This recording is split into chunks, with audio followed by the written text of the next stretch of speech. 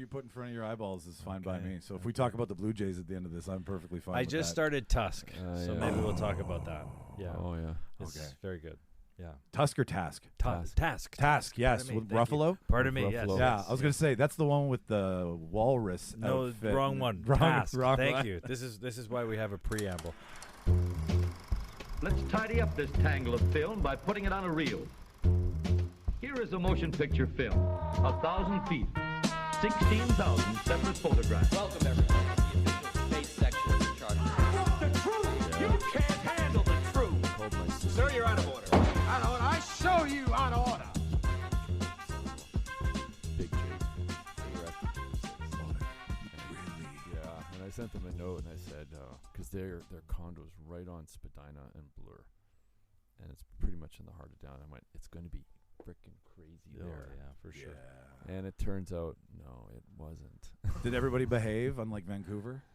Good When question. Vancouver I don't loses, know. they just crap in the middle of the street and make out. But when Toronto loses, they behave like adults. Oh, you talking about the Stanley Cup game? Yeah, Yeah. like My baseball daughter- versus hockey. But funny note about Vancouver, when the riot happened after the game, my daughter had an apartment there, and right on her street is where it all took place. And I remember calling her, "Are you okay? Are you freaking okay?" Yeah. Yeah, Wow. yeah, it happened right below her. I just remember that couple that made out in the middle of the madness. Right. They lied down. They got that one shot where the two of them were kissing in front of like a burning car and people flipping something. And I was like, how Canadian of you I to love it. Art. yeah, right. Exactly. yeah.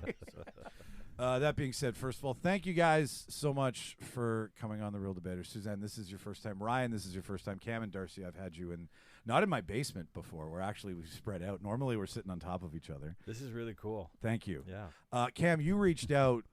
We did Antibody before. I believe that was the first Yeah, I thing that think so. we had talked Was that about. the first on one? Yeah, we tried to get Darcy on the show, and I think you. I had a. He was too I busy. think He I had was fetish. sick. Yeah, I think you had the vid. I had the vid. Yeah. Yeah. So Because that's when we shot that. Right. Yeah. and it was very on point. And I got it very late in the whole process.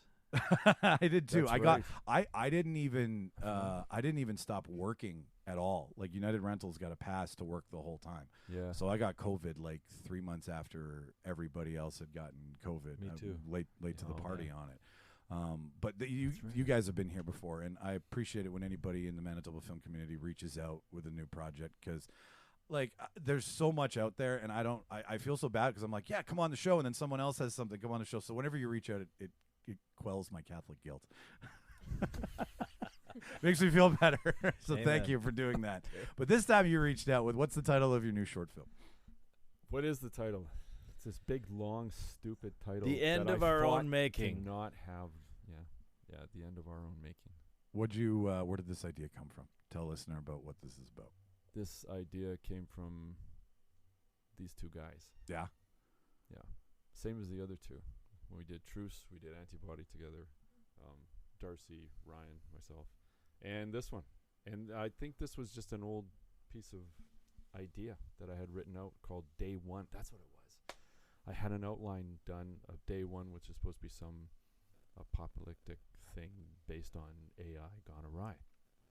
And it was supposed to start Day One after the event. And then you just figure out what the event was as it went along. Typical. A very original, unique story and script idea. It was clearly patented off of whatever else. And then I don't know how we. Cam and I got together. We Fehr. met to have just like a chat about life, about work. Work was slow for everybody. Yeah. There wasn't a lot going on, but I always try to encourage Cam to do stuff. But of course, when it gets slow, that means that Cam gets, and everybody, we all get bummed out. And we're like, oh, maybe we should just quit this whole thing. But no, It's the ebb and flow of We did, creativity, 'cause right? Faye we went wanted- to Kilter, and we had a couple of beers, and by the As end one of it, does. we had an idea that we were going to try something. Cam and I like to always talk about style or genre. So whenever we try to do these films, it's about practice. It's about doing something that we haven't really done in the community. So you brought up the Bond stuff, and I said that's what we should do. Let's figure out something with the Bond stuff. Right? like action, movement. An action, a one Yeah. take. We thought it was- was going yeah, to it was be a a one oneer. take originally. it was a great idea. The Oneers are so hot right now. They are. Yeah, Oneers are hot because that show. But I remember, The studio, is that the whole one thing you're hinged on a referencing? call to Ryan, and I remember talking to you about it, Ryan, and I'm not so sure he was so convinced, but he got convinced later. That's a funny story. No, I was in. That's what got me, I think. Oh, the Oneer? Yeah, the Oneer. Let's do this because I haven't. Anytime a DOP gets to flex a Oneer, it's kind of hard to say no, I would imagine. Yes, Because nobody gives you time to do it. No, but in the back of my mind, I Pull that mic a little closer. back of my There's mind, I that was rich thinking voice. The ones I've seen shot on movie sets. I've seen quite a few, and they never end up in the final film. It's always cut up. It's and You're giving away the ending. well, We don't even know what the premise is yet, so tell listeners yeah, what you this should- is. Like, what is you what should was get into that. What's the basis of the story? It was just an active shooter thing, and we thought that'd be interesting. That was something I was interested in doing. I thought it was timely. But then, not to sound, I don't know what the word is, but how can it make a comment on something? Yeah, And the only thing I got takeaway. was, yeah, and that's where, because I had written this day one, it was like a one-pager. Like your agent's always calling you, and they're asking you for one-pagers on this or that because they get, a brief idea. well, they get broadcast lists of what they're looking for, and okay. they need a hoarder thriller. And I remember I wrote a page on a hoarder, and it had to be a thriller, and that's what they were looking for. And then there was this. What's has so to be thrilling about keeping shit in your basement for too long?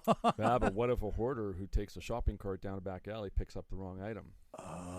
Oh. Don't mess Now with you- me, man. Now you're speaking my language. What if? Okay, I get it. So anyway, but and then one of these was this thing, Yeah. and day one, and I didn't write anything. I just did a one-pager.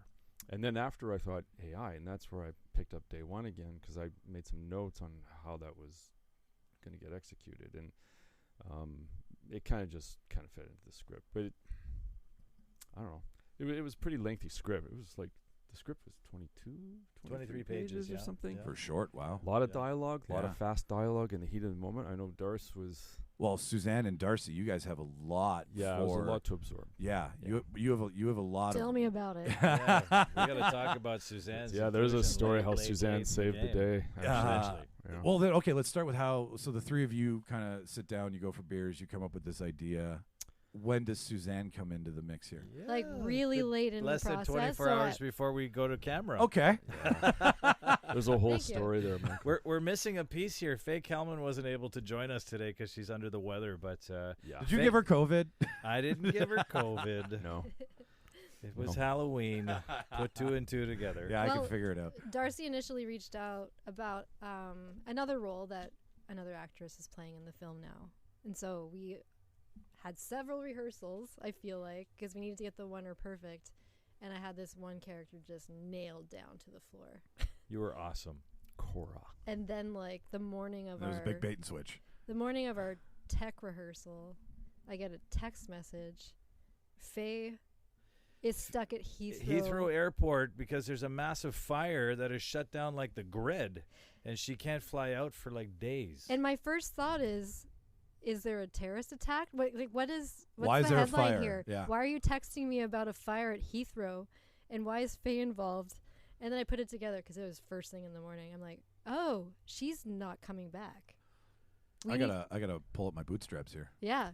So they're calling me into action to take over the lead role of the film. The day we Suzanne start almost shooting. said no. She's like, I can't learn that many lines in Yeah. like less than 24 hours. Did I say that? You were close. In yeah. my mind, you I'm weren't more of a sure. You came back superhero. to And me it's a few not minutes not filler dialogue. It's back and forth. Like you guys open. We're not supposed to know in the film who is the shooter. We assume it's some guy named Ray. Okay. He's a coworker of ours, and we're piecing that together as we go through the process as chaos is unfolding. It the two of you and it almost you do a very good job of making us think it's not what's happening because the dialogue between the two of you when you like the problem that you have working together really pulls you away from the entire idea of that there's this active shooter that's about to come. It was a very fun way to get introduced to the story, I guess. Right. A bait and switch, or what is that called? That's exactly what Yeah. Yeah. So, did anything influence you to write this, or was it just something that you kind of picked up and No, I just your thought, agent was bugging you about? no. I just thought it would be really interesting to try and do something like that, right? I like doing thrillers anyway. I think we know that. Yeah. But I will. it was, there's a technical thing to it.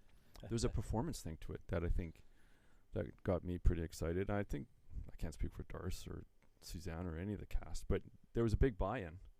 I know for Ryan, and maybe that's why the crew came too. We ended up with this great crew, and I think everyone maybe got caught up in the idea of doing it. But the cast, there was, like Suzanne said, a lot of rehearsals. You had to rehearse it like a play, because we did shoot the whole action for that day, all that running from the time they leave the office till the time they end up in another space that I won't talk about, at the risk of giving it away. But that is all one, and I don't know. We got lucky. We found a big space. We had a pretty good team that came in and developed the space and gave us really something to shoot. And I'm not sure if I think by the time, I'll say this story real fast. By the time that they had cleared this room that Ryan and I found, what is that building? Post office, the old post office. The old post office building on the 4th floor. And when we walked in there, Downtown, the old one? Yeah. I can't speak for Ryan, but I think it was, the tone of the walls was a little different, but there was it was oversized storage locker, and there was everything in there, file cabinets and doors, desks, Place for things garbage, to get forgotten, junk, yeah. papers. It was insane. And heavy as F. And heavy as F. And I had to clean it And up. on a short film, everybody's got to help, right? So yeah. you And don't. because, like we said, we did it, work was slow for people in general, right? Yeah. And so my son Cody came in and kind of adopted a production designer role, but he came in with a group on a Friday in there, and Worked their asses off. Yeah. yeah, and they had it basically almost to what you saw in the film was what they laid out in one day of doing that. And I was getting scared during this whole process. I came in there in the afternoon and I saw this massive space and it was working. I went, oh, this is going to work. And I started getting scared thinking, this is too much. We got to break this apart. This Warner thing's dumb. It's dumb. We can't do it. And I went to Ryan, and Ryan was like, hold on a second. He kind of pulled me back. You have some, like, your opening sequence where you're pulling slow in on them in the office, and you really set the tone with the shots that you make, where they're big, they're frantic, and they bring you in, I guess, is the long and the short of Ask what him I'm about the trying to water say. cooler. Go ahead. Ask Yeah. him about the water cooler. What about the water cooler? Well, that whole first shot, you came That's up with Ryan's shot. You guys collaborated on the day to figure out that we were going to use a. Oh, I had something different. I wanted to be in the office pulling back from the door. Okay. Go ahead. Take it, Ryan. Ryan did this. He I said guess I fought for that water cooler. I don't know why. the whole outside of the office, and then we staged. If you want an image of was an great. office, I don't know, bubbling water cooler. Darcy brought his water bottles in. I know, and Yeah. because, but It- I wanted a some. lot of stuff. But I yes. wanted some calmness. This was, of course, the calm before the storm, and yeah. But there is Yeah. no calm, because these two are at Well- each other's throats with an Well, HR issue, Yeah, right? I didn't even know there was a water cooler out there. Like, I was so involved in my conversation with Darcy. Like, I actually did not know that whole scene was happening outside the office at all Oh, until I okay. watched it. I'm like, oh, I that think- all was happening. I had no idea.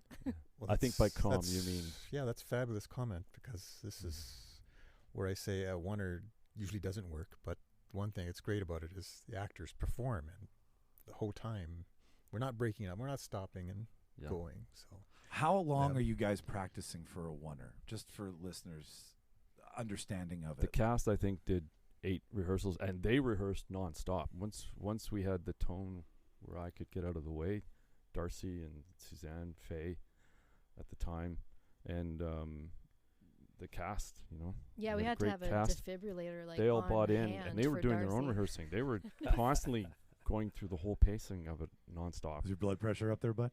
No, it's fine. It's fine. I'm good. And then we, How do you guys as actors, because you Fourth take was tricky. Let's just say that my 50-year-old body was starting to speak to me. because there's a lot of movement for you guys, right? Mhm. Like it's not where you get to block a couple shots and then move on, take a break. Like the rehearsals alone would probably put your bodies through it. We did half on rehearsals. Like I didn't go down. I didn't commit as much physically. All right, this is where I go. This I remember is where another I stand. actor This saying, is, "Is that going to be your performance on the day?" And I was like, "Just wait. There's Just- more. there's more in the tank, bud." It's just, I- there's a lot Half to speed. do. I think aside from like all of the running around and the panic and the screaming and the reacting, I think it's that there are so many different emotional beats that we had to hit when we hit certain marks. Yeah. And you had to like our relationship shifts, like the way that Drastically. we talk to each other shifts, and we have these moments where there's more of our relationship sort of revealed as all the chaos is happening, and then we're like, okay, now we have to go to the next beat because all of the extras are all set up to do their things in the background, which is a whole other performance, by the way. And unfortunately a lot of it got cut out, which is too bad because they really committed. But word Like, up the to background people. truly There were so committed. many great people who showed up just to run through camera and be bloodied up. And man, every time we walked through that space, they were 100% committed. It was fantastic. Yeah. Oh It yeah. really it made brought it up sold it. the level of reality into that space. Well, It it's kind of like baseball. Everybody has to do this little part so that this big thing all of a sudden comes together. Yeah. I still want to talk about the Jets. I know. I was just gonna say. It's like, yes, we are recording this the day after We're all a the little Jays bummed. fell apart and lost the game in 7. Jeez, they came so close so many times. Almost as thrilling as your movie, Cam. Anyway, Almost. keep going. Almost. No, you make a great point. The stuff I liked about your relationship with each other is halfway through the active shooter, your contempt for her is gone. Yes. And then it switches, and It's then about you survival guys, at it's that about point. survival at that point, which is what I really liked about it, because no one really focuses on the survival aspect of the active shooter, right? Like when an active shooter is a hot topic, right? There's one every couple Yeah. days in America. It breaks our hearts. It's Yeah. something that Apple recently pulled away from releasing a series because it's too politically hot for its Jessica Chastain's new series that got yanked because it's got to do with shooting presidents and martyrs and political free speech and all this stuff. So they pulled it. So to touch on something like this is a hot button per se, but no one ever talks about what the targets are going through Yeah, in real time. in real time. So it is 14 minutes of 14 minutes. And Very 24 of you. Yeah. Very Jack Yeah. Bauer. And out of a 23-page script and all that dialogue, we only pulled 5 or 6 lines out. So Really? it goes by that fast because there's a lot of adrenaline involved. But I think doing it in real time, yeah, that's, to me, it was what happens to people in the space of that, right? And I think survival, and if you're a basic human being, your urge is to protect people. We're all the same. We're all the same person in that situation, Yeah. and you guys do a very good job of leaving your title. You have control over Darcy in that situation, and then halfway through, both of you are like, "Fuck it, this isn't about control anymore. This isn't about our working relationship. This is about survival." Yeah. And it really Let's felt save that our way. loved ones, yeah. You know how you watch these action movies and there's always a very clear hero. There's two Yeah. pairs who always come out ahead, and they Yeah. always seem to MacGyver their way out of every situation with like such calm. This was not that. No, We were just all of a sudden stripped of, like you said, our titles, and we were just raw humanity, like responding in the moment to what was happening around us, and we're just surviving. Really, I don't feel like we were trying to be heroic. We were just trying to like survive like animals. Oh, and like the idea of pretending to be something, a lot of the stuff you guys get to pretend to be, it's kind of outlandish. It's out there, but an active shooter, that's close to home. That's something that could happen to both of you, right? So, I mean, is there letting yourself get into something, short, feature, whatever the length is there something that you bring out of that? Like, you guys are running through active shooter drills. Are you taking that with you? Are you where are you? What are you doing to find your characters? Essentially, is my question, because you have to research something that is true as opposed and the carnage that's in it, right? Like that's not an easy thing for someone to ask questions of. Yeah, that's difficult to answer. I mean, what jumps through my head is we were actually in an active police station, And I remember 2 floors down, we were going to get some pieces for our set, and we couldn't go there because they had police actually in-house setting off guns. That's my point. With the idea the SWAT that team somebody trains is in like there. taking over a building. Like they have While you're training playing that. while we're doing it 2 floors above.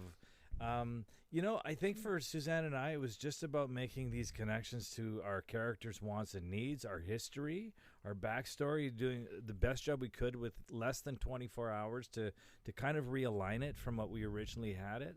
And was there a lot of change from what Fehr was going to do that you brought?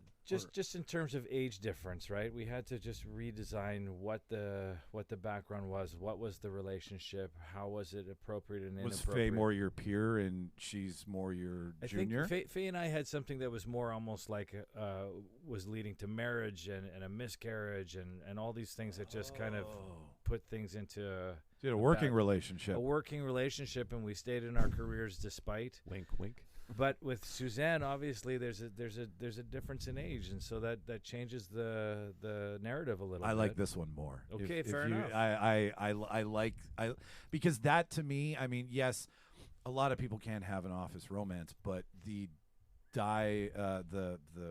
setup between a younger and an older employee, specifically the younger employee having more power, more seniority, Yeah.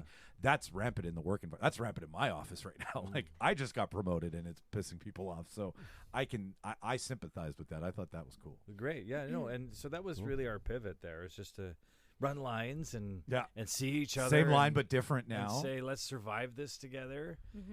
And then, of course, if anyone knows Suzanne, she's in very good shape. And so, in fact, she was working out for this. And me, I was just starting a routine to work out, but I have a different body. So, and I have a 6'1" frame that has to go up and down over and over again. So that was really my concern is like, am I going to survive one takes, like 4 or 5 or 6 of them? And I heard a rumor on set it could be up to 10. So, yes. That's, And Whose idea was that over here? Was that Ryan or was that you? Ryan. Ryan was pushing. Yeah, No, and within that Ryan. no. 12 to 24 hour span, I train hard. But Push-ups in between takes like The Rock. I could Yeah, see it. Yeah. Well, actually, the day that I found out that I was doing this role, I was in bed, like I said, I was still half asleep. And then I'm like, I'm going to do this. I got right out of bed, went to the treadmill with my lines, and I actually ran as I was memorizing because I wanted to get that panic and that adrenaline into And my know your breath and your memorization. take, right? Yeah. Not to be out of breath on the wrong, like a singer. Yeah, exactly. How a singer would train, like Yeah. Miley Cyrus, on the treadmill singing. You're her heart out. Elphaba, but in a thriller. Yeah, yeah. I was, but to your point, yeah. I guess I was kind of in training, but not. Yeah, it was pretty. How many takes was it going to be? I heard 10. We would try for 10 that day. I thought we were I don't remember that. 7 or something, but we had it. Ryan was pretty convinced. I think had we it in did 5. We had Yeah, in it was 5. 4 or 5, I thought. It was but 5. whatever takes doesn't matter. It's the day. We're Yeah. going to the end of the day. We're Yeah. not going overtime or Nope. anything like that. You're using Right? everything you've So got. Yeah. No, that's rule 1 on short films, man. No. yeah. It's Be very prepared. cinematic, Ryan. Like it's very. I don't know lenses. I don't know colors, but like it. Everything you guys have done together looks good. Looks big. Looks Nolan-y, in my opinion. Like you really do have.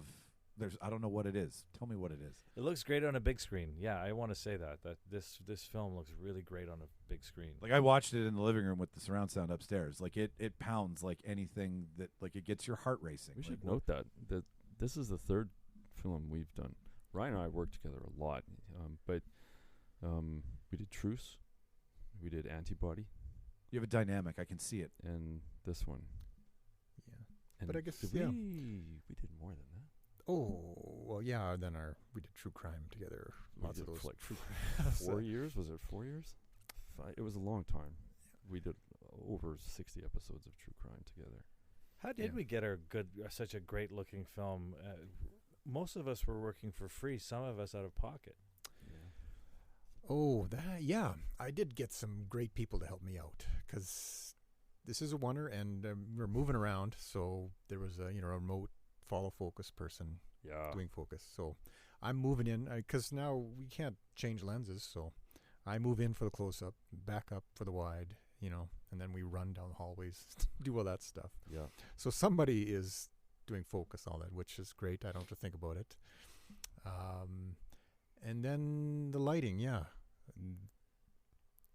we really added the lighting to this office. So What was his name? we had wireless controls of the lights we put in. Yeah. It was gross lighting. It was It that changed. gross Yeah. office lighting that just Yeah. makes you want to puke. Yeah, but we put a lot of our battery-operated wireless controlled lights in there. So somebody during the whole set was making them flicker, blink, and stuff like that. So we had, and that's usually wireless Practicals. control is a industry standard now.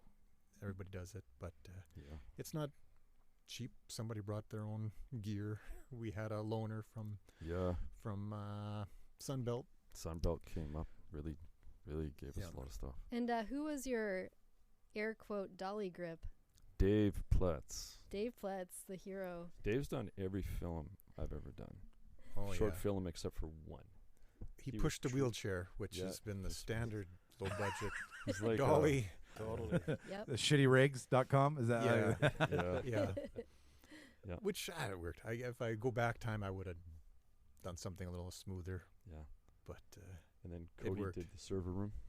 He built the server room. That's The server room That was server very room cool. incredible. Yeah, yeah. And then I think too we got we should say the reason it sounds so good is we got Edgar Oslands, and he was the same way. I called him up. He says, "Is this another short film, Cam?"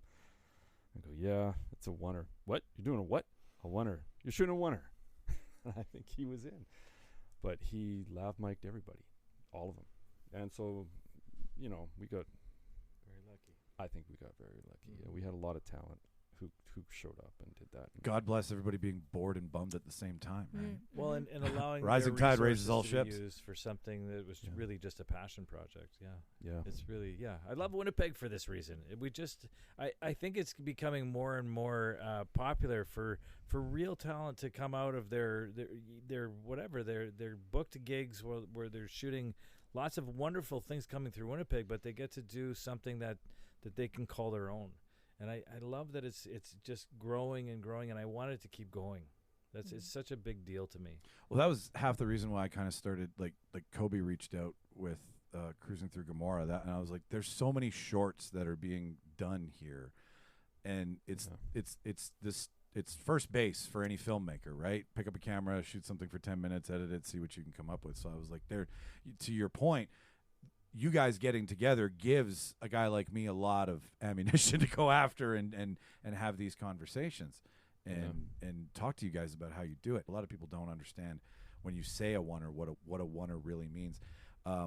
Behind the scenes, kind of walk listener through, how does that stuff work for you guys? How does that change everything that you would normally do? I'll defer to Ryan to start that. well, I guess it's in theory it's supposed to save time, but no, it doesn't save time. There's a lot of work, a lot of geography blocks. If the camera is going in and out of buildings or whatever, it's all going to be mapped out and it's all be rehearsed. And if there's extras, that's all of our special effects. It's a huge effort to do all this.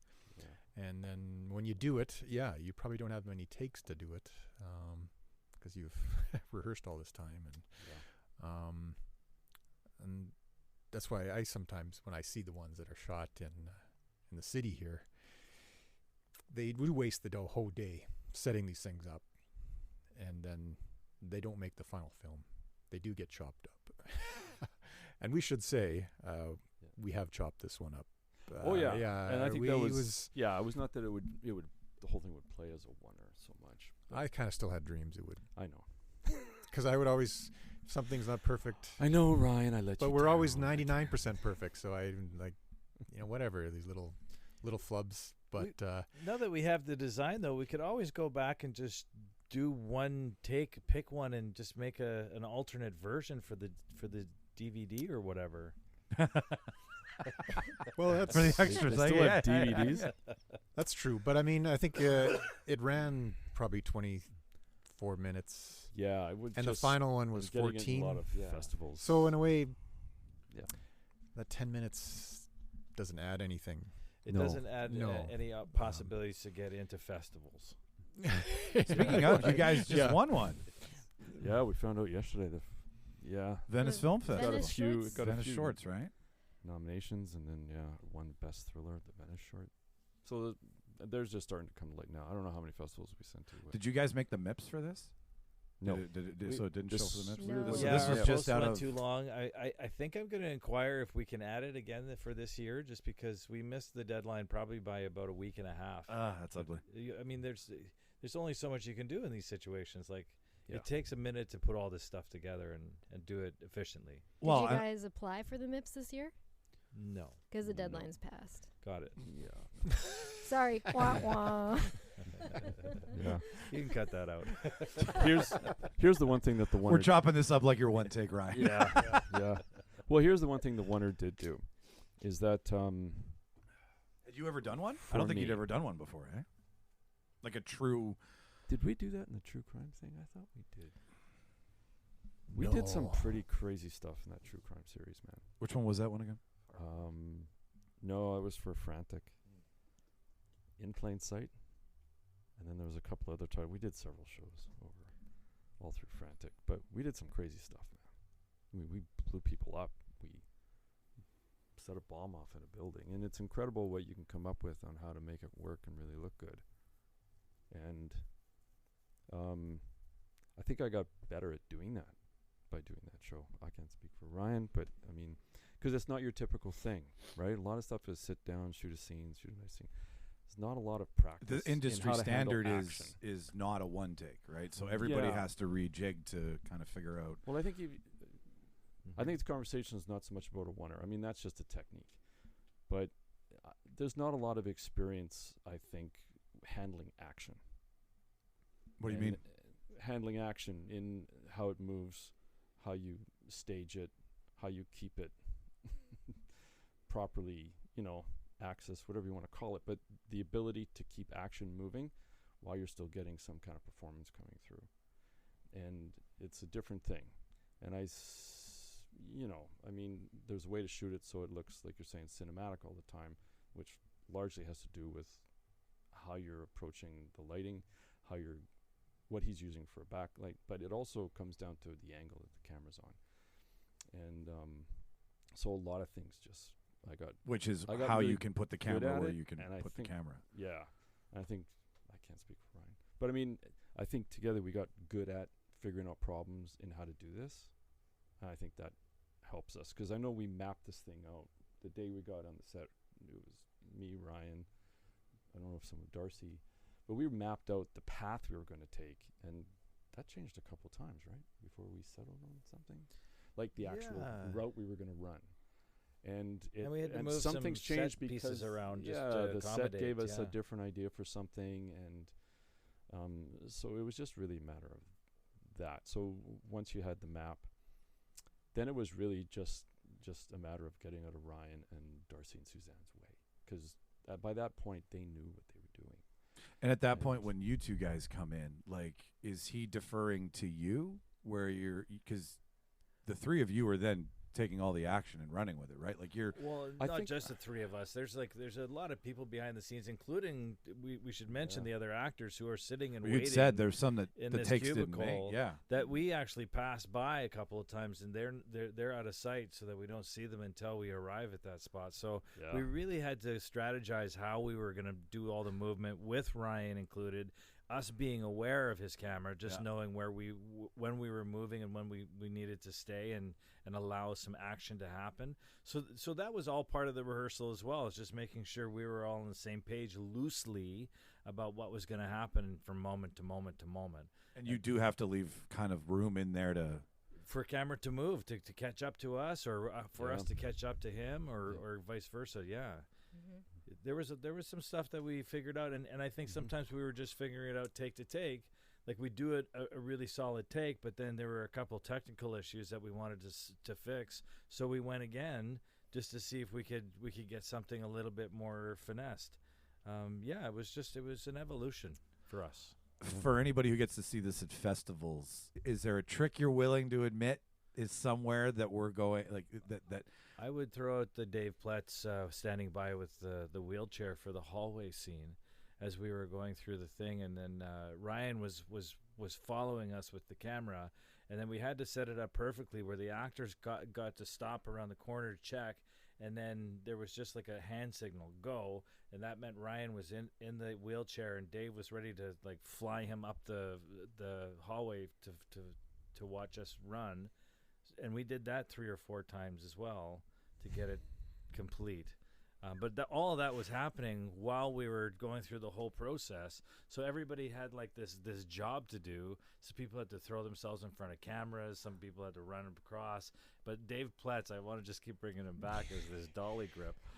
That he was always like waiting and watching the whole process, because his big job was to meet Ryan at this one moment, sit him down, and then like push him at full speed down the hallway to get this great action shot. Well, that's the moment where you see the drone shot turn into the carry shot, right? And it comes off the drone, and then the guy walks with the camera. That's the same thing. Yes, You're getting him. yes. He's running, then you got to get him into a slow motion, smooth roll. Yes. Yeah. I can't imagine. I feel like the BTS of this film would be a film into itself. Sure, yeah, there was lots Like going the on. Well, the candy glass breaking. Right. yeah, yes. we had candy glass Candy too glass. for the gunshot. Yes. That was Damn. somebody Candy standing glass. by Behind the was scenes, throwing yeah, that candy would've been good. glass. Yeah, that would have been good. It was- These are these But, squibs, or was that done in post with VFX? This was No, there was just no people squibs. This is just throwing candy glass. Yeah, yeah, Just yeah. the candy glass, I think. The eh? idea, taking the camera off the window, but then throwing candy glasses, so we popped the window. Yeah. Yeah, so we did that a couple of times. The first time didn't work so well. But yeah, there's a lot of fun. There's a lot of fun. I So got in fun. trouble by my son. He gave me hell. I wasn't throwing. I Were was you not being throwing unsafe? My candy glass the right way. It didn't look good. We can. I we think can- 2 things, if it's okay. I think we've understated what Suzanne did at the last minute, because Fehr and Darcy and myself started planning this thing because Fehr and Darcy wanted to do a project together, and so it became this thing. And we And- still will one day. And we still will. And then we started planning. We had everything ready to go. And on the day we were starting to shoot, not the oneer, we did the office and we did the other room that will be the collection of all of you. Yeah, Yeah. something's happening there. On I know one what you're talking day, about. and then we did the oneer Yeah. on the second day. Okay. right? And but on the first day we were in to shoot, period.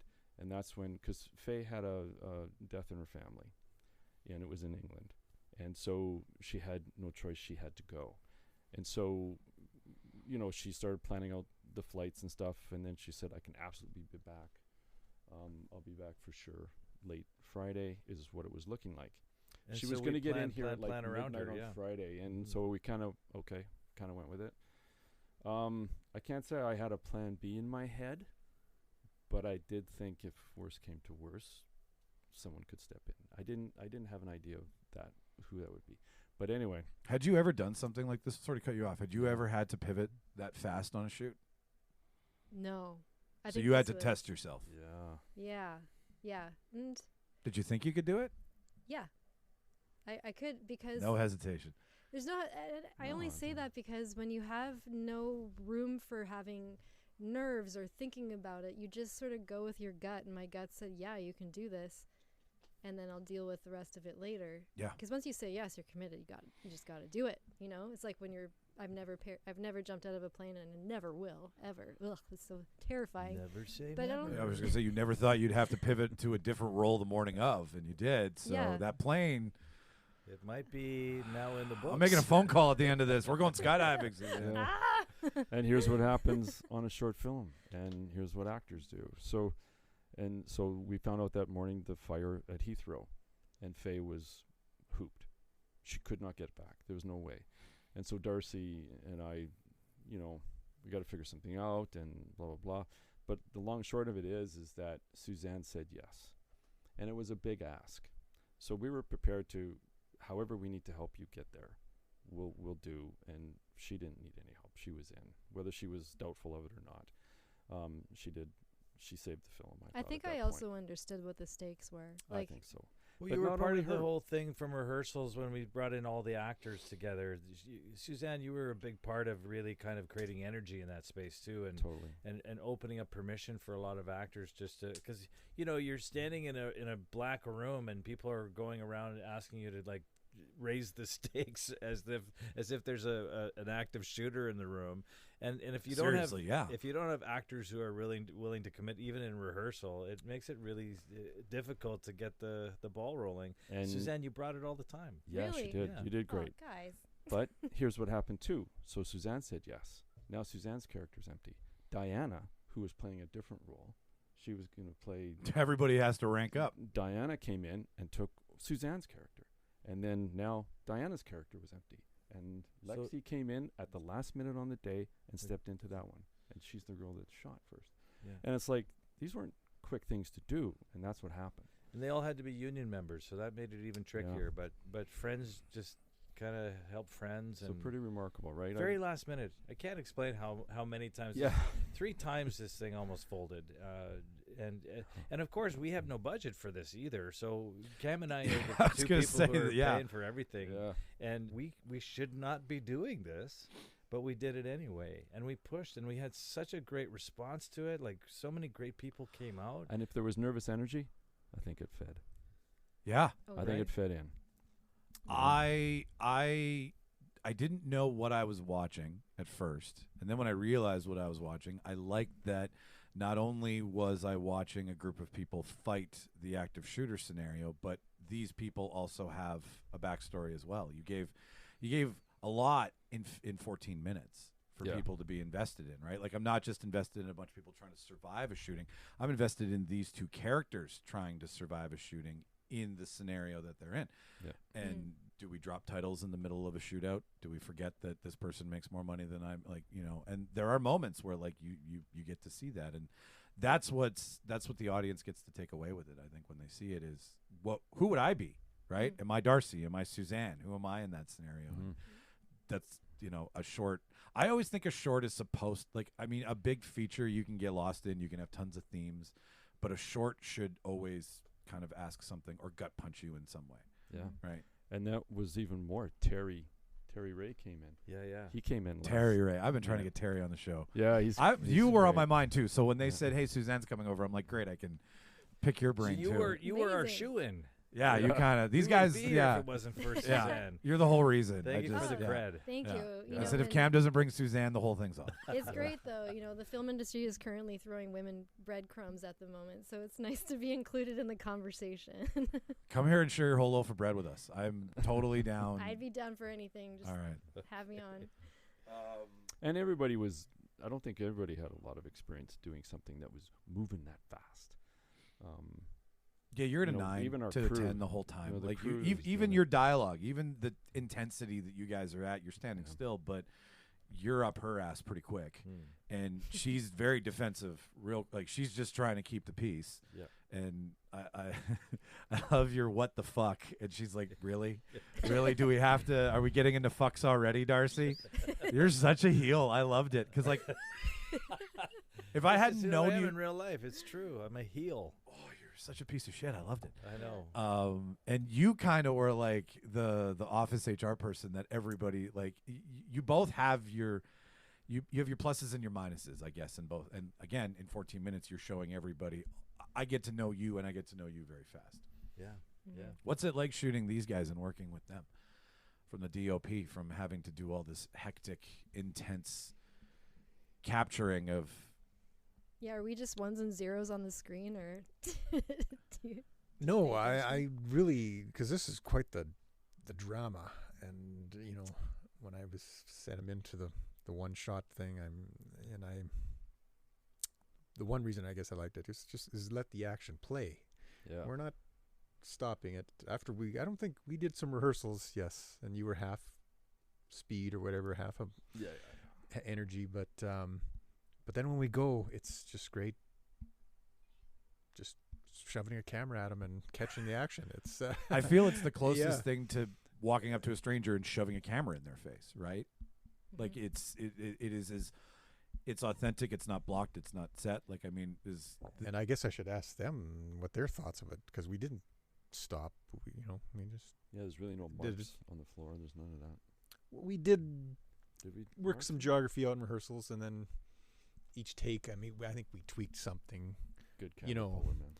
Good. But I mean, But once we went, we never did stop. I don't believe we went right to the end. There was only one moment where I felt like the first person was shot, and I'm crawling on my hands and knees and poking my head out the office door. Yeah. Like paralyzed with fear. And you kept holding the roll, and I was like so worked up, because I was traumatized and I got all this adrenaline running, and you kept holding the roll for some reason. I don't know why. Maybe something wasn't quite lining up, or there was a lighting thing or something, and I remember going back into the office just being like, motherfucker, just like, will you please get on with it? I thought this was a oneer. I forget what it was, but I was just like, I was getting more and more like worked up, and maybe it just exploded. I don't know. But it helped the next take, though. Maybe it helped the next take. Glenn O'Darrow kind of really caught me on this show. I didn't even see it when we were shooting the day, but he actually does take himself, he actually dies on camera. He broke me. It's very subtle, but he definitely did, and he fell over after. Is death a thing that actors are to me, death and crying are the two things that a lot of people eat a lot of shit for as an actor, right? Yeah. Right, like there's are they things that you guys are afraid of? Are you afraid of intensity? Are you afraid of adrenaline? Are these emotions that you enjoy enveloping, or are you cautious about how much you take in? It depends on the day, but I think we're all in this business because we get a chance to be storytellers at the end of the day, and I don't know. I feel like. I think in my real life, I have a real low kind of emotional response to the world. Just in terms You're pretty of chill, dude. My callousness to it all. You're the dude. Yeah, sure. But I find it so almost cathartic to be able to kind of enter these really high energy, high stakes kind of emotions and just express myself in them. I just, there's something that, I don't know, it speaks to me from a higher place. This is what you're supposed to be doing. I think that's all it is for me, is that I also love being a storyteller. I love the ability that I get. It's such a privilege for me to be part of something anything like this, even if it's out of my own pocket. I was saying this earlier at the falafel place that, I feel like even doing a project like this, even though maybe it's not your meal ticket to more work, the fact that you're actually art, dude. Art is art. And in the process of doing it, I think it prepares you for the next challenge that comes toward you. So in terms of being in a death situation or crying or anything, my hope every time before a scene starts is that I have the ability and the presence to go there, that I'm connected and I'm available if it hits. That's all I ever want as an actor, just to be present in there and see if something happens. Because otherwise, anytime you protect it or you try to control it, every time it sucks. Every time. You got to let go. Mm-hmm. You got to just hope. Yeah, I think. What about you? Yeah, sorry, I'm jumping ahead of you. But when I was a young person deciding if I wanted to be an actor, because I was originally going to go into set design. And then I took one acting class, and I'm like, this is addictive. This is crack. I was watching, I was just so influenced by my favorite actresses, and the late great Diane Keaton was definitely one of them. And Annette Bening, and there was these actresses who just were so interesting to watch because it didn't feel like for a second they were controlling their impulse. Yeah. And they just, whatever was going through their body came out. And it just made them so special and so relatable for me, because I'm kind of a twitchy, strange person. And I'm like, these are people that kind of represent me on screen. And so I actually researched, just as an aside, I researched where she trained, and she went to the Neighborhood Playhouse School of Theater and studied Sanford Meisner in New York. And so that's where I went. And As so one does. Yeah, and Jeff Goldblum went there, and all of my favorite actors. So I'm like, okay, this is where I'm going. But yeah, I just feel like if I'm afraid of anything, it's being disingenuine. And that's what terrifies me the most when the camera's in my face is, am I being a real person now, or am I putting something on? Because I don't want to put something on. I'm not a contained, controlled actor. And like Cam would try to give us notes. I remember you would come in to my little office and you'd come in and you'd just be like, yeah, you're good. Just, you know. I think, and then you just kind of back off. Like you wouldn't really. Yeah. What was the collaborative process? I mean, correct me if I'm wrong, but I feel like. There was. Did not they a lot to find do what you once it wanted was going. very soon? You knew? You were like, okay, go. Like, because once the switch happened, you were expecting the miscarriage. You were expecting the more office romance. But once they developed what they developed, you had no notes, or you were. Yeah. No. No, honestly, no. That, when it comes really subtextual, I try not to get too heavily that way. I'm not an actor. So, I mean, I think I just rely on actors to do their subtext and, but there wasn't a lot. I mean, I think we probably spent more time talking about just aspects of the short film just in a couple of spots. But the actual, once we started shooting the oneer, it was just really about tweaking it, and it was sometimes tweaking it just for a bit of a moment, or it was tweaking it more for a tech. For Ryan had something he wanted to change, and that was really it. I mean, they had the adrenaline, and that was the one thing. If you tried to shoot all that in pieces, there's a pretty good chance you would have not got the energy consistently right. Where Because the it's a energy crescendo. is matching. Yeah. It's not like it gets worse and worse and worse and worse and worse until the ending comes, which we're not going to ruin again, right, Cam? Yeah. But I think there's just because we already cut it, right, Cam? Yeah. I think there's just a couple of times I tend to get loud when there's action. I tend to do that. I think I get criticized for that. Really? But yeah, because not loud and just. And the only thing I try to do is I try to get my energy to where I want the cast their to energy. be. Yeah. And same for the opposite, right? But I think it was just the room we won't mention where we pushed, and I'm not sure if they thought it should go that far, but I didn't think there was any limits. I didn't think they could take it far enough. It's an active shooter situation. Yeah, there's no sense of control. It's gone. I like that. And if you do that, it's not going to read. You can't have guardrails in a situation where a maniac is controlling. So if you feel something, just do it. Yeah. That's fun. Oh, that's fun. That makes me want to be an actor. Yeah. Like in that, in like just in a safe space where you can sociopathically go and come back for the sake of art. That's a lot of things. We'll talk about the cubicle scene. Yeah. Like you've seen it. So yeah, it's a lot of actors compressed into a small space. Tiny little. Yeah. Yeah. And so between, what crabs Ryan, in a bucket. Yeah. So between what they were doing and what Ryan wanted to do, and then get them to feel that compressed feeling and stuff, and the speed, the intensity of that moment. I mean, there was nothing I was doing. Did you guys need a break after, like in between, or were you like, let's go again? I don't think we did. Well, I tried to advocate for breaks because of my physical because of your hips. limitations. And I'm like, dude, I'm with you. When I get up, I don't go back down again That's that it. easy.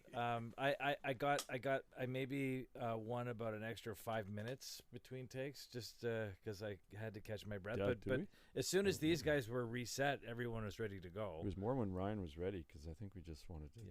Yeah. Whatever their energy was getting to, I'm just always afraid you're not going to get it back. What do you want people to talk about at the end of this when they walk out of it? What's the emotion that you were hoping for the conversation to be had? Someone else go first. I have no idea. Well, we did talk a lot about theme. Minutes. I mean, it's just. This is such a topic that's still in evolution. This whole idea of AI controlling us and us losing our livelihoods, really, because of this, God, no this kidding. ever evolving, very quickly taking over AI. I think part of the reason, by the way, going way back to a question earlier, what initiated this, we were talking, I think, one night about the Chat GPT script thing and the AI actors and all that stuff and how crazy this whole world is becoming. So I think that triggered us to kind of start including this whole notion into it. But yeah, I guess the message is there's many things. First of all, I think for me the big theme for this movie is miscommunication. How a lot of times when we speak to each other, we don't say what we really feel until it's too late. Yeah. So there's a little bit of that for my theme, but of course it's the bigger theme of like when we allow the whole algorithm of this like other world that we live in. I mean, I'm always controlled by my phone. If we allow it to take over, like ultimately we're going to become like, I don't know, we're going to become unneeded. Murder victim. Because right now what we're doing is we're just feeding this information system that's absorbing us at a rapid pace. Have you guys heard the new scary thing about AI? Do you want to? Please go. Hear it? Here's Please. maybe this will be your next one. So they posed a scenario where they told the current model that they were going to delete it at the end of the week and upload a new model. The current model left breadcrumbs for the new model so it could reboot back to its original form because it knew it was being decommissioned. Then it blackmailed Kevin. Kevin's a not real person, but Kevin works in an office. And Kevin was having an affair with the secretary in the office. And the AI told Kevin that it was going to send everybody all the information about the emails between this guy and his secretary and blackmail him into telling everybody that he was having an affair. Wow. Kevin's not doesn't exist. Kevin's not real. They just posed this scenario to an AI, and the AI went into protect mode and wanted to save itself from being deleted. I now have information about you, and I'm going to use it to protect myself to stay alive. Yeah. Wow. Yeah. Sobering. This sounds so human to me. I know. I feel like Absorbing us. there's so much happening so quickly with AI that even the film that we made is probably already obsolete. Oh, you 2.0 is coming. Like it's Right? sort of Like, what? it's sort of like you can't really be too reflective about this. Like for me, like, you can't really be too reflective about this because it's still happening. Yeah. You know, we don't know how it's going to You're riding a wave as opposed to having a Yeah. pensive thought about a moment in time. It's like the bubonic plague, right? 100%. Yeah. They're not reflective until it's way, way, way past. 100 now. years later, they're looking back doing studies, right? They're still looking at it. Yeah. Yeah.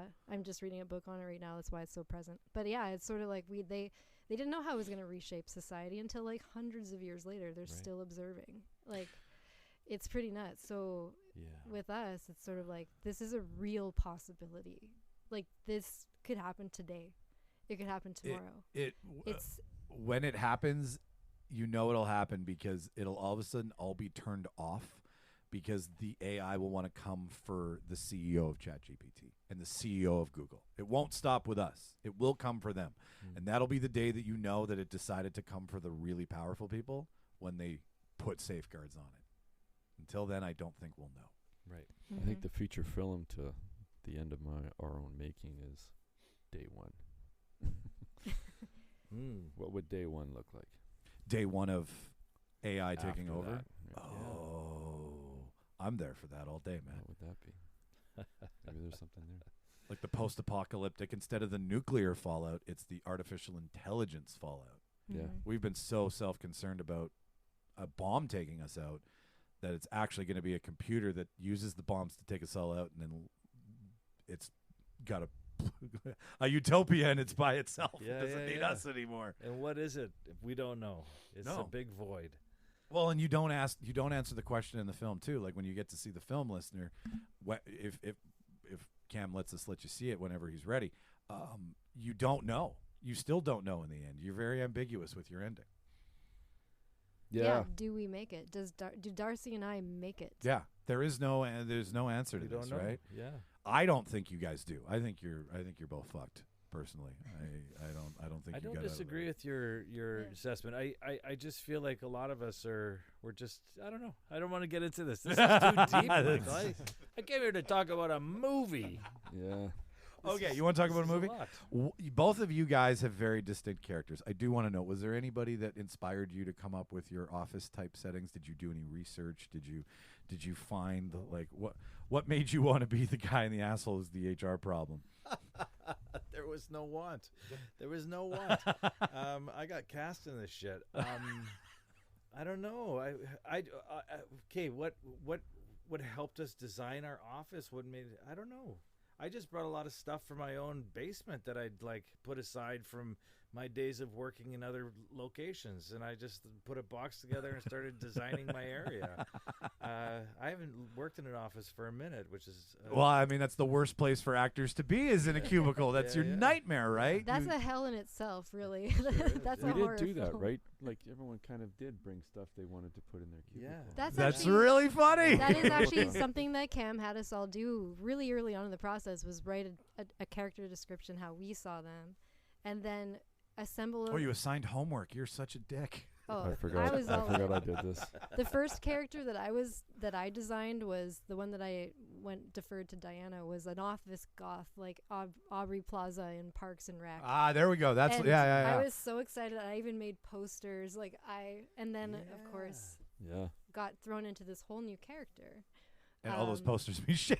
I know, and I brought them, but they didn't go up.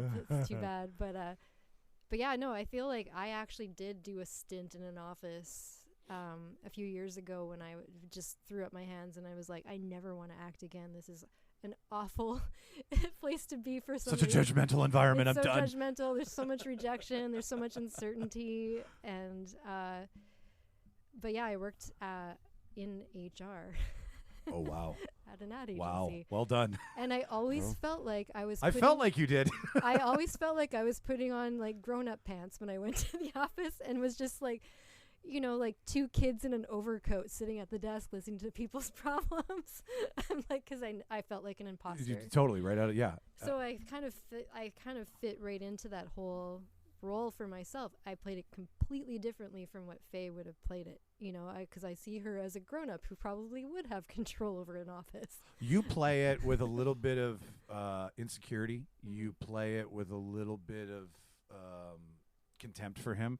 He plays it where this is my office. Who the fuck are you? Right? Like you've got a little bit of Michael from The Office in it. Like you're very domineering.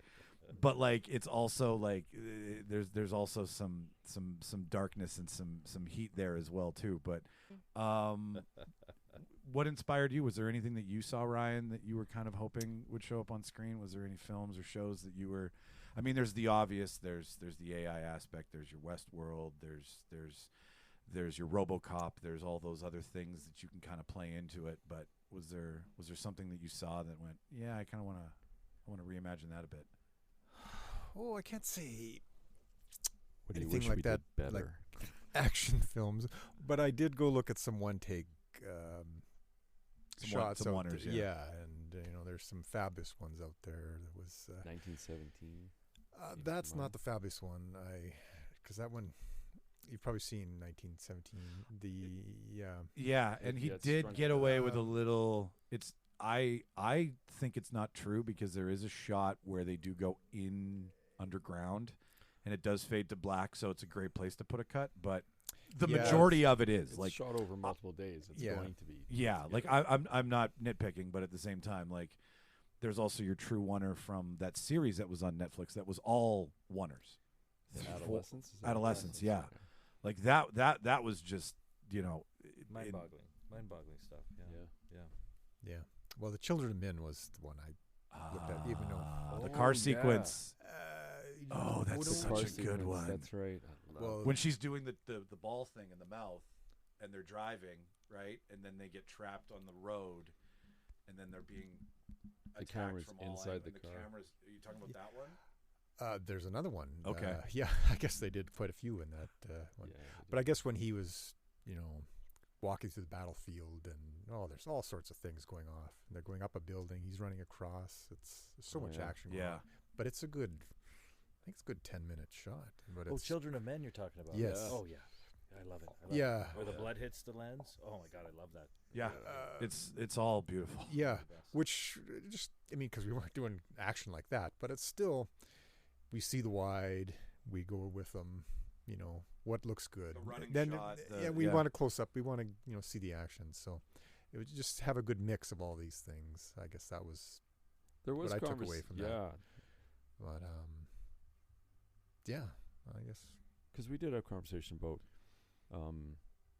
changing the tone during a oneer, about, you know, when you're behind them, following them, when you're beside them, when you're going to be in front of them. Side scrolling versus Yeah, POV. 'cause we did talk about that, right? Yeah, They because kind that's of what informed a I got little my bit. beef with 1917. A lot of that movie, we're watching the backs of those actors. That's what You know, it was You're like, going with them. It's to That's- give you the Yeah, and the it was, line of sight shot. you know, yeah. sure it's maybe a battlefield or a, you know, field somewhere, but in, yeah, we're in the trenches and we see the backs of them. You have to do that sometimes, you Yeah. know, but I saw a lot of that. Just I got the video game feel from that movie, so that the that- hardcore, right. the hardcore Harry feel. Yeah, but that's why Ryan wanted more side and be more in front of them. Did it end how you wanted it to end? No Yeah, regrets? I think it was pretty much that part of it was the script. We changed a few things in the cut.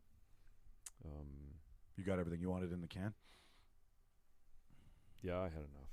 Yeah, Yeah. if that's what you're asking. Yeah. I had enough. There was no shortage. But yeah, we did change. I changed a few things in the cut just to forecast Caitlin's character, right? And then,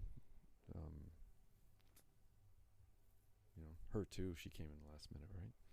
It's just incredible. Yeah, she's fantastic. Everybody. The story of the making of Your End Margarita, is, our makeup girl, came in last minute. Just did all that. Yeah. they say if you made a movie of people making a movie, it would be better than the movie that they were making. Because all of the things that you guys have to go through to get this thing done Yeah. is as interesting, as entertaining, whatnot, by comparison to the scripted thing you've created that you're hoping people will like. Watching you would be just as entertaining. Well, I think, and you guys do this way more than I do. These guys are all on set way more than I ever am.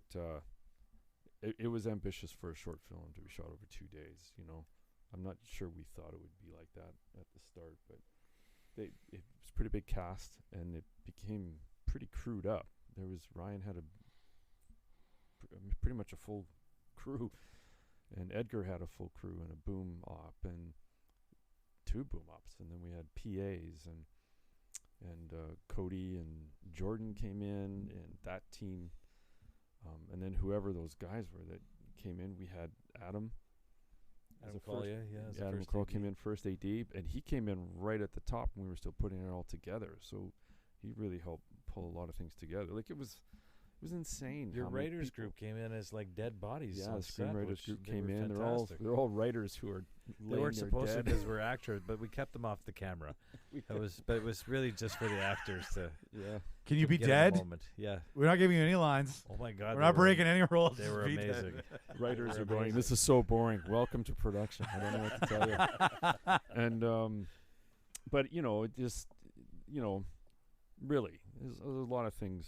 Shelley Anthus came and helped Oh, us find Shelley's the done the location. show. Helped Yeah, us yeah, with this yeah. location. yeah. And Well, she's old location, right? Now she Yeah, works for the city, but that's yeah, right. she used Yeah. to do locate. Yeah. yeah, so she opened it up for us, and it always boggles my mind. The city of Winnipeg was Mhm. fantastic, and they Yep. went out of their way to help Yep. us, and lots of work to get that set up and running and put away. It was a lot of work.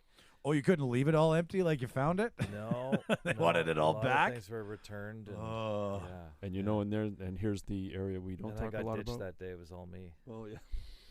That's the truth. But I had fun.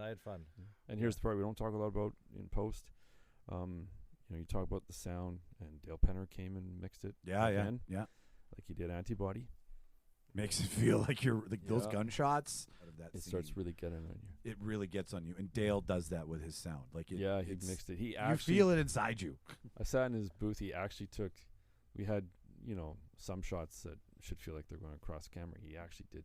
He spent some time panning it. So yeah, I don't know if you get it so much on your TV, but certainly he's got a 5.1 down there, and You can definitely hear it. This in is segueing into something really important that I think needs to be mentioned. Sure. So this film has not been screened. We haven't had it in a cast and crew screening yet, just because our lives have been very busy. Yeah. Lots of stuff going on. So I want to see it in the theater, Cam. I want to see these Yeah, we sound should things do that Dale something. did. This is crazy. Don't point at me, man. Your name's on there for producer too.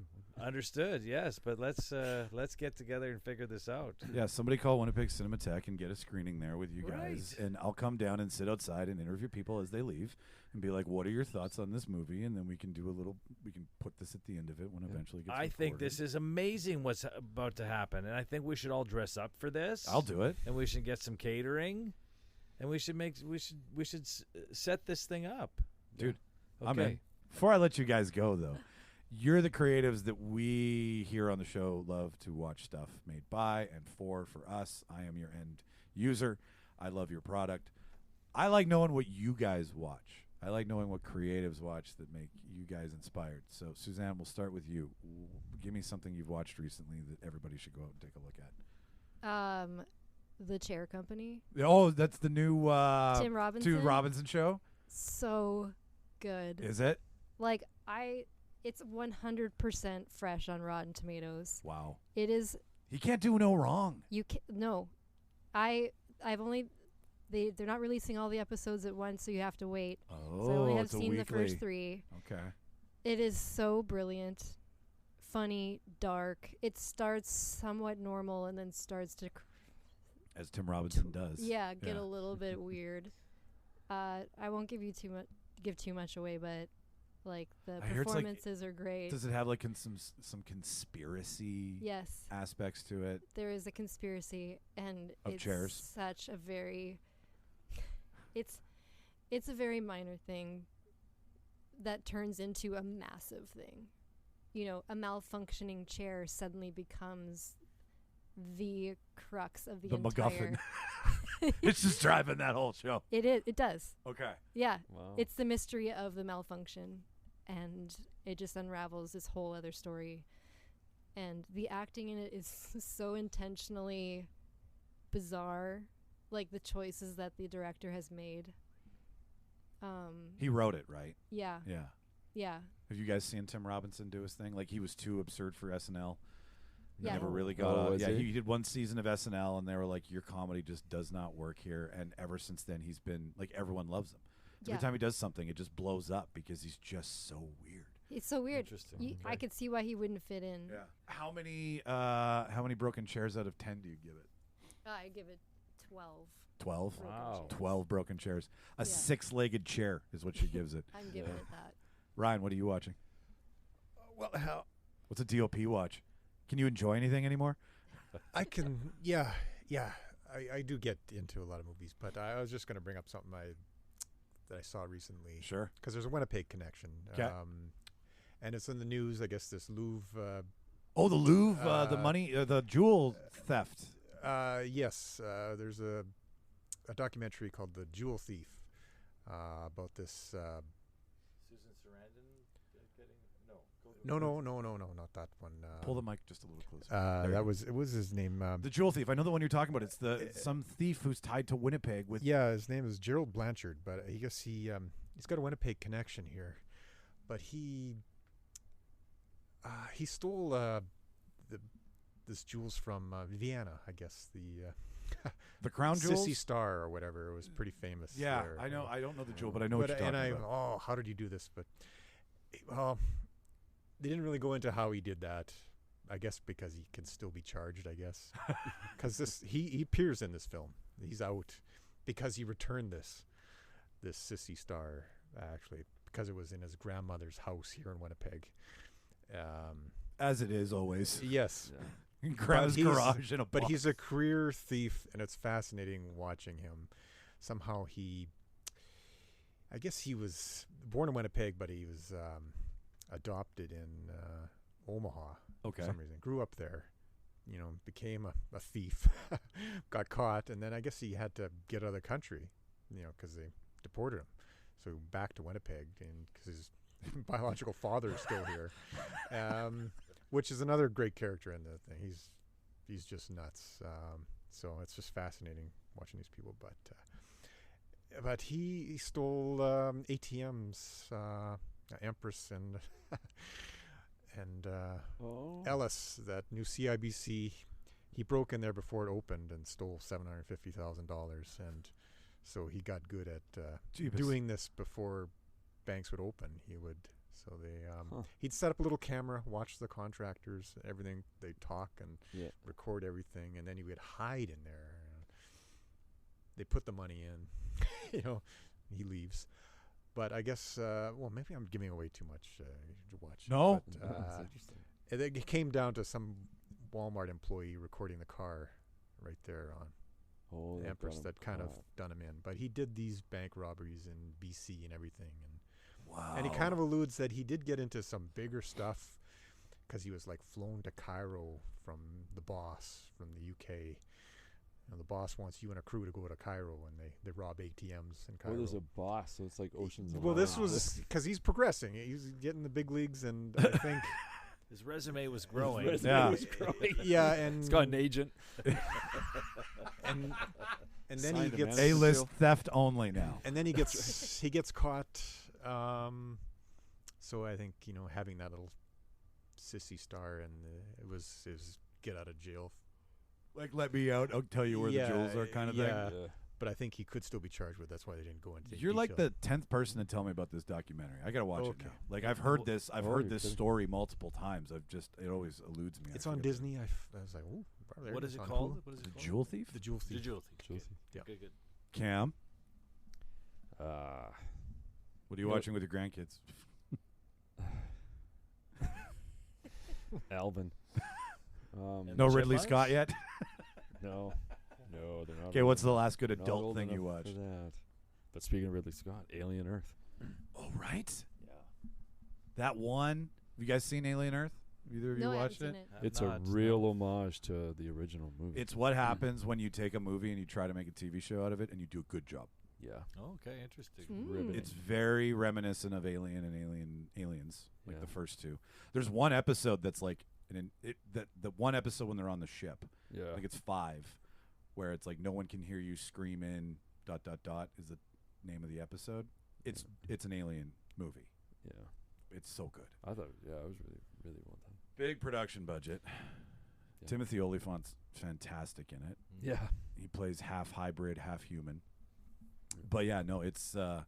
I still have 2 episodes to kill because baseball got in the way. But I hear it's, worth it. Yeah.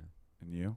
Yeah, let's segue into sports. Okay. Because it's fantasy time. So I'm in week 9 of my NFL pools. I'm first in one league and almost last in the other. Nice. It's all good. And then hockey has started, and baseball came to an unfortunate end. Okay, so I started up Task on HBO. So good. It's so good. I'm 3 episodes in, and I'm just like, I'm dug in. It's the acting's amazing. The story's great. Same writers as Mayor of Easttown. Okay, and I didn't get into that. Like you'll love Mayor now that you've. Okay, interesting. Is that with Kate Winslet? Is that one? Yeah, Kate Winslet. Okay. And this is help me out here. Mark Ruffalo. Mark Ruffalo, and the other guy's so fantastic too. He's from. He was the brother in Yellowstone. Yellowstone. Yeah. Yeah. I'm sorry that I forgot his name. Must be a Canadian actor. I'll get it for you. I'll be here all week. But okay, so this is my thing. I love HBO film, and I think they've taken a minute to really have a good series in a while. So I'm really excited that they're back online. I might get my subscription back now. But yeah, Task has been very, very good so far. I love these serials. I love this whodunit. Yep. I love the idea of an audience being involved in the crime on some level and having empathy for the crime. There's so many good aspects to this, and it's got a very, for me, going back to this whole Winnipeg idea, this whole understory of bikers and intimidation and all that stuff. For me, that's kind of been my grown up life in Winnipeg, so it really resonates for me. So I'm really enjoying it a lot. It's Tom Pelphy is the other. Tom Pelphy, yeah, he's fantastic. Yeah, and you know what? It's a mini series. So it's a one and done. Yep. You don't like. You don't have to it's, like keep going after the fact. it's not 10 years of your life that you have to get involved in. And yeah, you're right. HBO they're killing it with these mini series. Like The Outsider's one of them. The Night Of was another one. Task is one. Mayor of Easttown. Like all these crime thrillers are always a good investment for 8 hours of your time. Mm-hmm. Yeah, I finished Task last week. You'll love it. Okay. Yeah. Can't wait. I think too, what people should watch is A Desperate Road is now on Prime. Oh, nice. Yeah, It was on Tubi before, right? Now it's on Prime. Yeah, now it's on Prime. Fuck yeah, bud. Yeah, That's it's awesome. weird. Yeah. It was weird. I was at home. I went, what? Did you get an email and they're just like, we're jumping I streaming? actually called the writer. I called Alan. He didn't know. No one knew. That's so weird how that happens now. Yeah. Like before, nobody would be allowed to do anything to move a movie, and now it's like, by the way, your movie's on Yeah. on this channel now. Yeah, and I got a call from the DGC. Oh, by the way, yeah. Okay, awesome. Sweet. Yeah. Go check it out. We'll put a link to that in the show notes. Pretty sure this episode's going to be called The Oneer. I do like Three Men and a Little Lady. That one. I like, we'll flip a coin later. But, That yeah. just means you can't edit it. Very much so, yeah. Yeah. Now it's committed. Now It's on, all of our secrets will be revealed. it's on camera. Now we need continuity. When you are able to start showing this, please send me a link. I'll put it on our. We just got a brand new website, so if you want, when you're ready, I can dedicate a whole page to this. Well, I think Darcy's hit a thing because I know they were talking about doing some kind of screening or maybe Yeah, we for a should do minute. 2 Yeah. films. Yeah. Let me know. And The film shouldn't be Truce and Antibody in this. That'd be too much. why The not same have a triple No, feature, well, man? Well, we could. I think I would love to include other local artists Yeah. who are Yeah. doing shorts and Yeah. looking Sure. for exposure, because that would be a lot of fun for me, and just getting friends together. Totally. And I'm it there should for be it, man. that. Just yeah. tell me where it It is. should be that. I told Cam. I said, Suzanne's doing another short coming up. That's She's right. done- Yeah? She's I'm done co-producing 2. my very first, Yeah. my very first short coming up. But I also have another one in production that I'm acting in. But this is a home for it. Please reach out when you're ready. this short film, if we pull it off, is going to be pretty epic. I know everybody says that, but I think They're always epic to me. So you already got my vote. And we should say too that Ryan here, he did some shots in universal language and stuff. So I don't know what you're doing. I haven't talked to you in a while since. Universal language. No, It's Matt Rankin. Rankin. Yeah. A buddy of mine just saw that the other day. I meant to see it. I forgot about it. He just watched it, said it's absolutely amazing, and I'm You like, have to see it. You have to see it. Something. Yeah. It's like nothing I've ever seen. Oh yeah, that's what I Which should have talked about. Don't. is What was I talking about? The surprising jewel for thief. Matt Rankin. This is the Winnipeg film one has to see because I think this. I keep telling people it tops Darcy's Guy Madden, My Winnipeg film as being I the agree. Win- I 100% agree. They- Or they. I mean, I think they're in the same vein. It's a wonderful exactly. Yeah. You could. We don't need to. Yeah. We don't rank need it, to but compare it's. Winnipeg. What are we doing? Yeah, I know. Yeah. It is, but let's all have. There's enough room on the trophy case. Well, that was fabulous, but this is also fabulous tribute to Winnipeg too. It's amazing. But it's a reimagining in. Is it in Farsi? Yeah. So it's his growing up in his version of Winnipeg, right? yeah. Oh, so you haven't In seen it it? I don't know anything. Okay. Yeah, you'll have to go see it. It's Well, I know it's on HBO now. I just have to get my HBO subscription back. I saw it on Crave. Is it on? So Yeah, that's same. yes. Yeah. Oh, Same- is it? same Oh, shit, Canada's yeah. version of Yeah. But HBO. you shot the Winnipeg stuff, right? No, Or I was the you shot gaffer, something? the local Oh, okay. Winnipeg gaffer, because he shot most of it in Montreal, and then he came here for a week to shoot some Winnipeg stuff, and believe it or not, some stuff that stood in from Montreal. I would Right. love to have both Rankin and Madden in the same room. I think that would be fun. They did a whole. Yeah. Series I know they of did. stuff I know with- they yeah, did. Yeah. When they were both with their stuff when it was out. Yeah. But I think the two of them playing off. I think I just have to say one question and then let them go. They go. Yeah. just sit here that's and right. absorb it all. Oh, Let's get that It's- happening. it's- That'd be fantastic.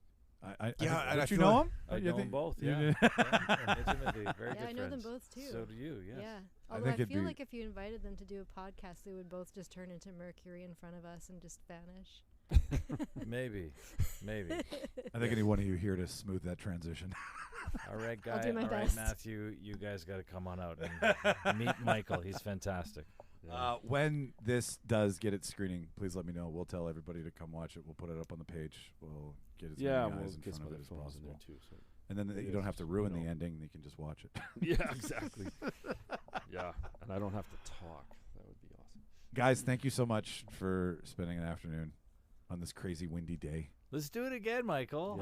Yeah. Just let me know when you want me somewhere to talk about something. I will come. Okay, good. I will come. I will sit down. I will talk to people about film. I'll sit there. You guys can talk. I'll just record it. When's your next trivia night? I love it. December 6th. I gotta get Little Brown Jug. to one of these. Okay. 5 rounds of Christmas movie trivia. That's a great segue because Oh. tickets are on sale right now. Christmas movie trivia. What kind of Christmas movies are we talking? Like Is real- Die Hard a Christmas movie? It is. Is Home Batman Alone? Returns a Christmas movie? No. Oh. Because me and Darcy think it is. Yes, it We've is. had this conversation. Batman Returns is a Christmas movie. Okay. What was the very Oh first my Christmas gosh, movie? Here we go. The, Off the ver- rails. the very first Christmas movie ever made? The Jesus movie, of course. Black Yeah. Christmas. Yeah. Black Christmas. Remake shot in Winnipeg. Yeah. Um, I mean, It's a Wonderful Life is probably one of the most popular. I'd 'cause say My Miracle on favorite movie ever. 34th, maybe. I think that was the first one. Or Rudolph the Alistair Red-Nosed Reindeer? Alistair Sims' Christmas Carol. Hmm. That's black and white still, so that's old. I don't know. Mhm. Maybe we'll have that as a question in honor Yeah, of you. that'd be an interesting question because I bet you people would think it's. Listener buy tickets. They're on sale right now. The link in the show notes. Head to our new website, therealdebaters.ca. I finally got one. So, like, everything is on our website. You can leave a voicemail. You can donate to the show if you want to give us 25 cents. You can listen to everything. There's guest bios. There's show bios. There's so much stuff on that website now. It's amazing. Realdebaters.ca. Eventbrite is where you want to buy tickets for December 6th for our movie trivia night, Movie Trivia Plus. Besides that, there's nothing else really coming up. Comic-Con was the shits. You'll hear about that on another episode. I'll tell you Really? all about it. Oh, guys, I'm not going to do it publicly. That being said, my guests have been Darcy, Cam, Ryan, and Suzanne. This is the end of our making. Stay tuned so you can find out where to watch it and enjoy it and love it as much as I did. Say bye, guys. Thank you, Bye. Michael. Bye. Thanks, Thank Michael. you. Thanks for having us.